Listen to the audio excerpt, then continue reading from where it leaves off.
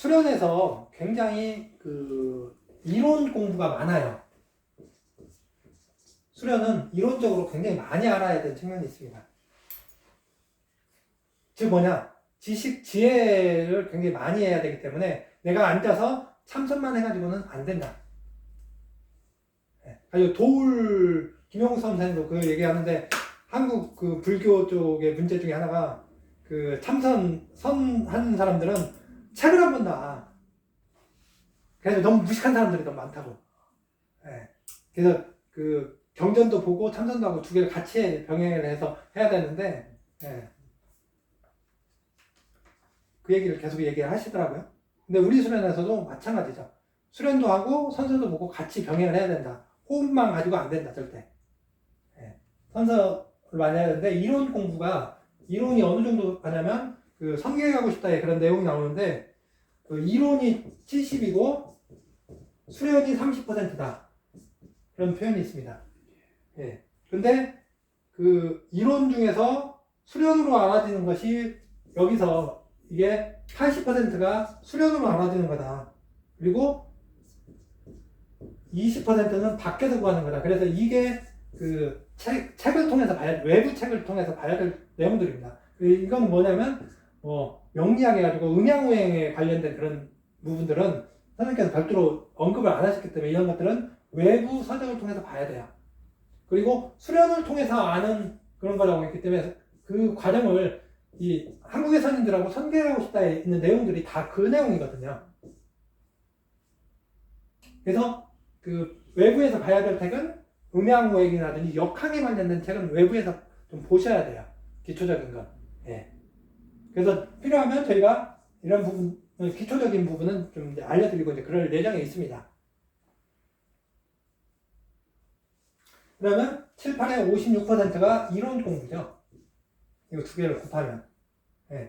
그래서 선서 공부가 굉장히 많이 필요하다. 이론적으로 알아야 된다. 인터넷에 있는 내용만 보시고 한국의 선인들과 그 선계에 가고 싶다를 잘 안 보시는 경향들이 많으세요. 그러면 수련이 3,000% 가는 경우가 많이 있습니다. 왜 그러냐면 이 말씀 내용이 너무 많기 때문에 막 수준에 따라서 유치원 버전으로 얘기했다가 중학교 버전으로 얘기했다가 고등학교 버전으로 얘기했다가 말씀하신 게 왔다 갔다 하거든요. 근데 그 내가 정리가 안 되는 상태에서 그걸 보면 왜 선생님은 이랬다 저랬다 하셔? 그래서 성계통신에 있는 내용을 내가 이건 초등학생 버전이구나, 중학생 버전이구나, 고등학생 버전이구나 구분할 정도까지 되기 위해서는 한국의 선인들에 있는 내용과 선계가고 싶다 있는 내용을 익힌 다음에 보셔야 구분이 가능하다. 그래서 그 개념이 정리되고 나서 선생님 말씀하신 걸 보면 이게 이 말씀이었구나를 나중에 이해하게 되거든요. 선생님께서는 초기부터 계속 마음 공부라는 말씀을 하셨는데 저희가 마음 공부가 뭔지를 몰랐던 거예요. 개념을 수련을 하면서도 마음 공부라고 하면 그냥 마음이 뭔가 이 단어를 검색하고 사랑 뭐 이런 거 단편적으로 막 보다 보니까 이게 큰 그림을 못 그리는 거죠. 그래서 초기에 선생님께서 이제 계속 주문하셨던 게 뭐냐면 그 예의범죄에 대한 그런 그 교육을 많이 해야 되고 그리고 규범집을 만들어서 각자 실천할 수 있도록 해라. 그리고 이제 그 말씀도 하셨는데 그 소인, 중인, 대인 이게 유교에서 많이 쓰는 표현이지 않습니까? 근데 이런 개념을 해서 내가 소인인지 중인인지 판단을 할 수 있도록 그래서 우리는 기본적으로 대인을 목표로 노력을 해야 되고 대인 넘어서 선인을 최종 목적적으로 하는 거고 그래서 소인은 자신 하나도 제대로 간수를 못하는 또는 나 하나 내 가족 정도까지를 그거 하는 거고 중인은 주변 사람까지도 좀 한 10사람 100사람 정도는 자신이 그 도와주거나 뭐 어려울 때 그거 할 수 있는 그런 수준인 거고 대인은 사회 뭐 그런 식으로 이게 발전이 되잖아요.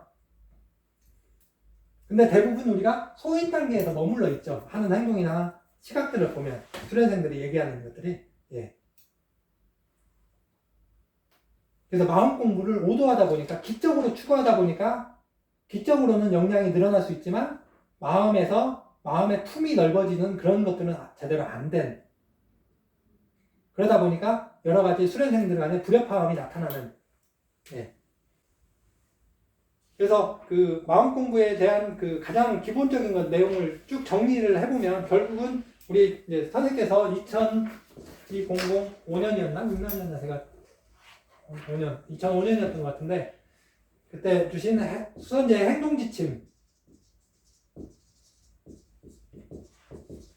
지침에 그 수련의 가장 기본적이면서 핵심적인 내용들이 일목요연하게 정리가 되어 있습니다. 그리고 이 행동지침에 있는 16가지인가? 그것만 보는 게 아니라 그 앞에 이걸 만들게 된 그 배경을 설명하신 게 있거든요. 그것까지 꼼꼼하게 읽어보시면 수련이 현계 수련에서 바라는 게 뭐다는 걸 알 수가 있습니다.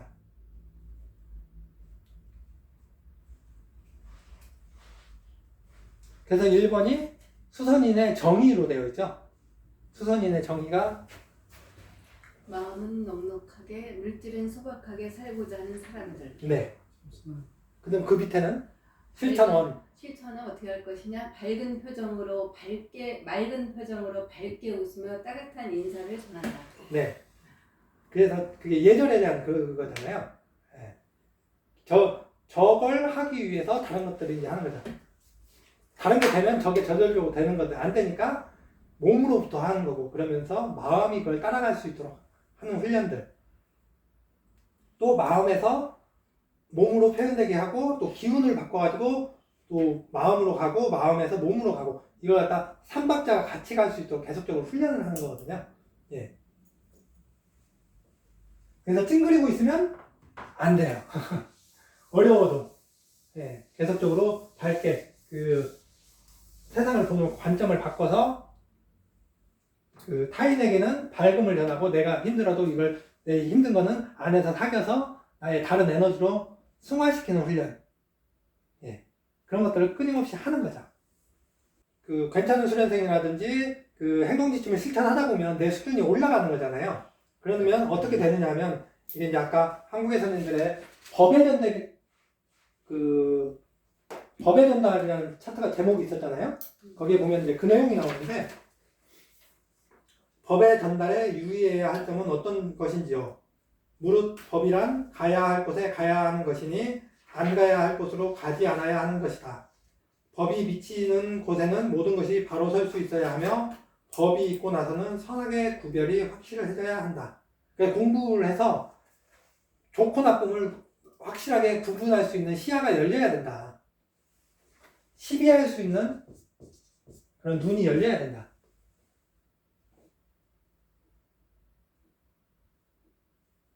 모든 속인들에게도 적용되는 것은 아니나 그래서 수련 안 하는 사람까지 이걸 강요하지는 않는다.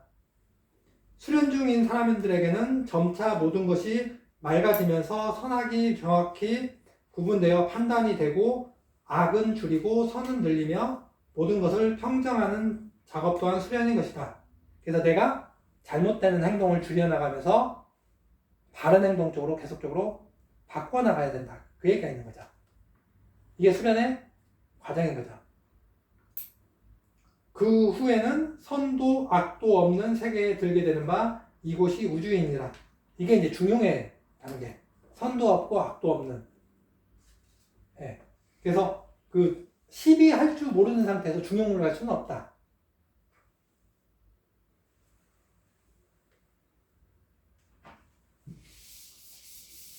그래서 잘못된 것은 잘못된 거라고 이야기할 수 있어야 되는. 근데 내 수준이 안 돼서 잘못 판단을 할 수는 있겠죠. 그러면 판단을 해봤는데 잘못됐다 그러면 그건 나중에 또 고치면 되거든요. 근데 시도조차 안 하면 안 된다는 얘기죠. 예. 그러기 위해서는 정확한 기준이 있어야 되는데 시비하는 기준은 양심이 되는 거죠. 많은 부분에서. 그리고 이거 되려면 내가 맑아져야 되는 거고 맑음이 돼야 되는 거고 그래서 기적으로 계속적으로 나를 바꿔나가는 훈련을 먼저 하는 거죠. 예. 그래서 기적인 게 안 된 상태에서 이걸 요구하지는 않는데 기적인 게 어느 정도 되면 이런 훈련이 계속적으로 병행된다.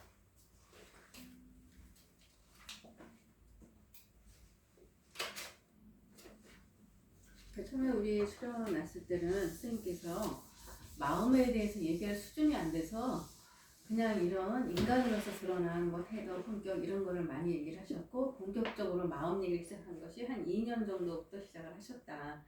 그 얘기를 하시더라고요. 근데 그거 시작하기 전에도 우리는 힘들더라고. 태도에 대해서 계속 그냥 어차피 마음 안에 있는 것이 태도로 드러나는데 그때 선생님께서는 태도를 발휘하도록 계속 선생님 우리들끼리 막 선생님 지적주시라는데 그래서 사람 환경이 달랐어요. 그 상교통신에 있는 내용을 쭉 읽다 보면 99년과 2000년 내용들이 있거든요. 연도별로 쭉 있으니까. 그래서 99년하고 2000년 내용에는 무슨 얘기냐면 탁기 얘기가 굉장히 많습니다. 기운의 청탁. 기운의 맑음과 밝음에 대한 내용이 많으세요. 그래서 탁기를 어떻게 정화할 것인가 그 내용이 굉장히 많아요. 네. 이게 돼야 그 다음 단계를 할 수 있기 때문에 그러면서 2000년 이제 여기 중반으로 넘어가면서 이제 마음 공부란 무엇이다 하고 이야기를 해주시기 시작하는 거죠. 구체적으로. 그 끝나